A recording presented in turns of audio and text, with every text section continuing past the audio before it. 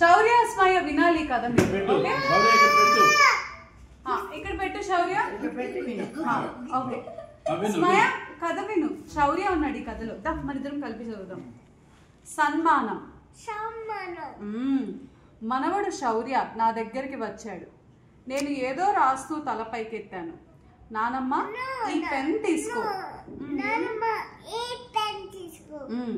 నువ్వు ఎప్పుడు ఏదో రాస్తూ ఉంటావుగా అన్నాడు శౌర్య. నువ్వు పెన్ తీసుకురా వెళ్ళు. లైవ్ డెమాన్స్ట్రేషన్ కథ. ఒక నిమిషం సంభ్రమం, ఆనందం, ఉద్వేగం అన్నీ కలగలిసి కన్నీటి బొట్లు టపటపా రాలే. ఎందుకు ఏడుస్తున్నావు నానమ్మ అడిగాడు శౌర్య. నువ్వు నాకు బహుమానం ఇచ్చావు కదా, అందుకే ఈ ఆనందం అంటూ బాబుని గట్టిగా హత్తుకున్నా. నా కథ ఎక్కడ మొదలెట్టాలి?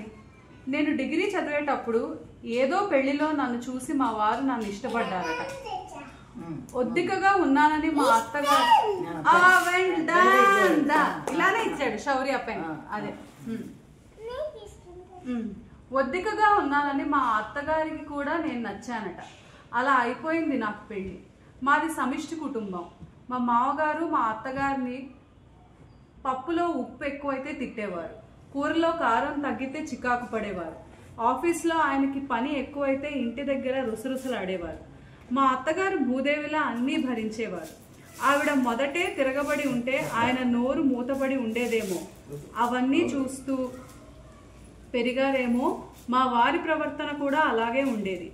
ఆయన గట్టిగా అరిచినప్పుడు నేను మెల్లగా సమాధానం ఇచ్చినా ఆయన అహం దెబ్బతిని మరింత రెచ్చిపోయేవారు.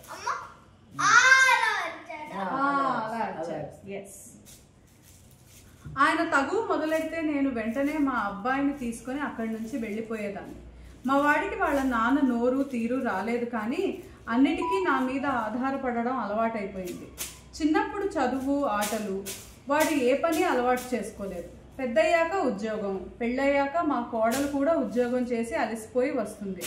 మా వాడికి ఏది కనబడకపోయినా, ఏది కావాలన్నా, ఏది తినాలనిపించినా నన్నే అడుగుతాడు. అమ్మని కదా, ఏది కాదనలేను. కొన్ని ఆలోచనలు కథలకి ప్రాణం పోస్తాయి. తీరిక వేళల్లో ఏదో ఒకటి రాయడం నాకు అలవాటైపోయింది. శౌర్యకి నేను అప్పుడప్పుడు పుస్తకాలు, ఆట వస్తువులు తెచ్చి ఇస్తుంటాను.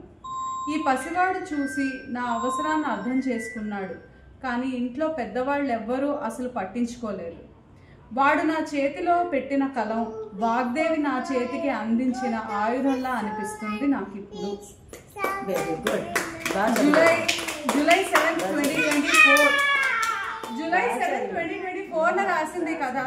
So it's almost 1 year. It's a journey of 1 year ఇందులో ఉన్న కథలన్నీ.